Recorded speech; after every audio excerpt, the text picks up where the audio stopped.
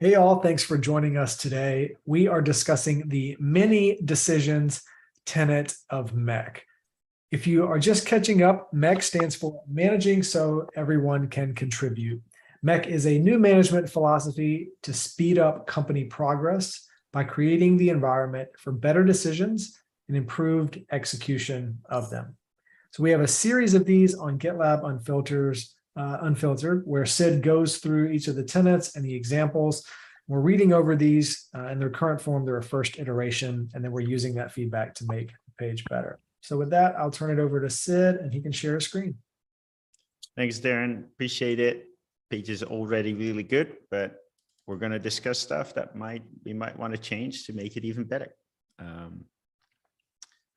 Boring solutions. I like that. I don't think it's the top item. So might push it down a little bit on the page. Some people confuse order with importance, and this is not the most important one. Let's look at the example.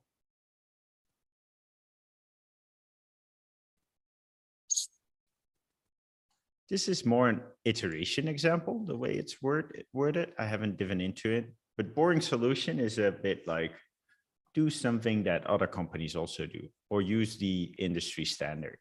It's more like that. Like, don't invent a new programming framework. Don't add a new programming language to our stack. Look at how other public companies report that and align to that before you start innovating on something. So consider looking for a new thing. Collaboration is not consensus. Yes, one of the most important things at GitLab. The DRI makes a decision.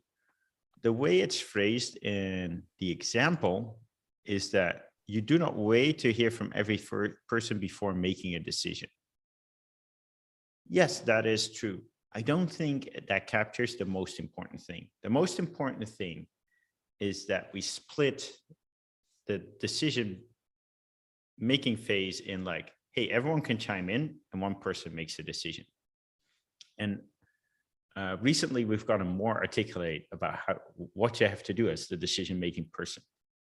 You do not have to create consensus. You do not even have to reply to everyone. The minimum thing we expect is that you read all the feedback that has come in. That's it. You got to read it. You don't have to respond to it. I think that would be a better example. And if you want, you can take the well, I'm not sure it's a great example, but I'm proud of the FY23 Q3 travel bonus, which I responded to with Ian in 25 minutes. A bit of Ian's help, but still think for like a thing that has company-wide attention, being able to do that in 25 minutes is only possible because of that. And there we employed the manager mention MR. I think an interesting one to address some concerns that people might have. So that maybe deserves a place here as well. I also think that it would be good to talk about the anti-pattern you will see if you don't enable a person to make the decision. If you force them to create consensus or to reply to everything, decisions will start flying under the radar. If you look at most big companies, there's a reason that the decisions are like made in a back room door. Otherwise, you get other people chiming in, and that doesn't work. I also think it's important to talk about the psychology of this. It's really hard to give a suggestion and then have it be disregarded or not get feedback and feel like it's been ignored. And I think at a company that does this well, like people have to, the people who give the feedback have a bigger responsibility. Yeah, you can chime in and you might not hear anything back, and that's okay. And that's something that we need to get people comfortable with, because the alternative is not you hear back. The alternative, you don't even know the decision was being taken at the first place and you didn't get to say anything. That's the alternative, and people need to realize that. Next one, say why, not just what. Really good. We can do a lot better there. but we're making progress. For example, in your doc about online meetings, we're gonna give the why behind a lot of the things we do, because we see that people are not doing them and don't realize why we're asking certain things. Let's look at the example. Okay, merge request that has a lot of detail. That's great. Huh? Oh, I expect it to be taken to the merge request. I knew you would. Yeah, I was trending the right direction, but then I just linked. Yeah, so this needs to be made into an absolute example, not a relative. Yep. Asynchronous workflows, for sure, enables more things. I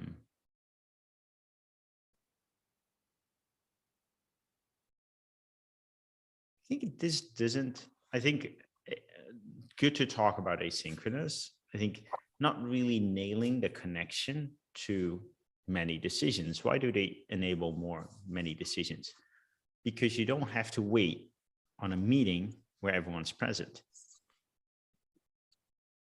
Well, maybe it does do that. I think it doesn't talk about the wait time. Like, it takes a while before you have a meeting where everyone's present. I think in a lot of companies, the only way to make a decision is to have a meeting with everyone involved. Because if you just propose something and people don't protest and you do it, someone might be upset about that. And that is because it's harder to give feedback via text than in a call. In a call, you can hear intonation, you can hear like, or you can see the eye roll, or more subtle signals, and it's easier to say, oh yeah, great idea. Have you thought about X, Y, Z? And in text, it tends to get harder.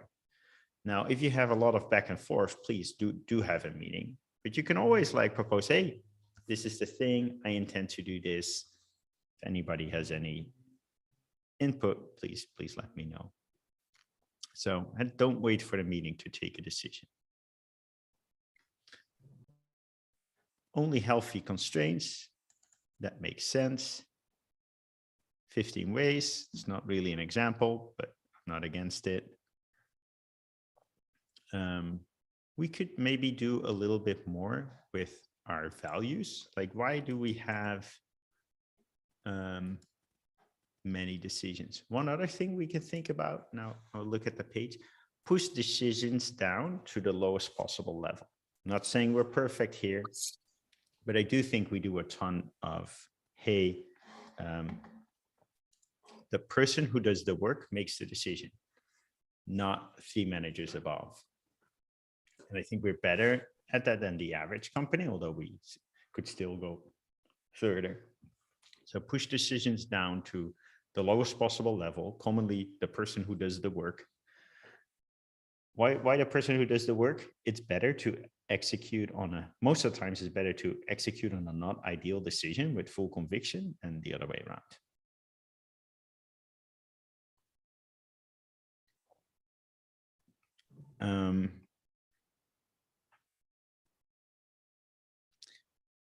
I also think that if you take many decisions, you don't have the time to research all of them completely. So it might be a place to bring back two-way doors versus one-way doors, or not. We can also opt to say, look, you got to accept a certain amount of risk. Like, the research has to be proportional to the scope of the decision. But here I'm saying something quite obvious, so that might not be good content. No strong opinions on that. Let's look at a few other things. Many decisions, like for iteration, you need more decisions. So maybe it will be interesting to link it to iteration. If you do smaller steps, you need more decisions. The nice thing is with iteration, you also have more feedback, because you ship something, you have more feedback about what it is. So you can take more decisions because you have more information. Also, because an iteration is smaller, there's less risk. Because there's less risk, you can take a decision with less research than you'd otherwise do. Transparency, this might be a bit sought. If you're doing relatively small decisions, you can just say, hey, we're doing this. You don't have to ask like, hey, is everyone okay with this? You just take it, you inform people. They'll stop you if it's like super bad. So like, hey, I plan to post this on Twitter. It's my typical one. Let's see if there's anything in efficiency. Yeah, write things down, like write the decision down.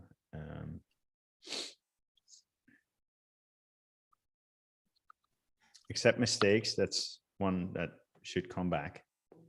Yeah, that aligns with your earlier point on accepting a certain amount of risk. That ties it directly to a value. Yep.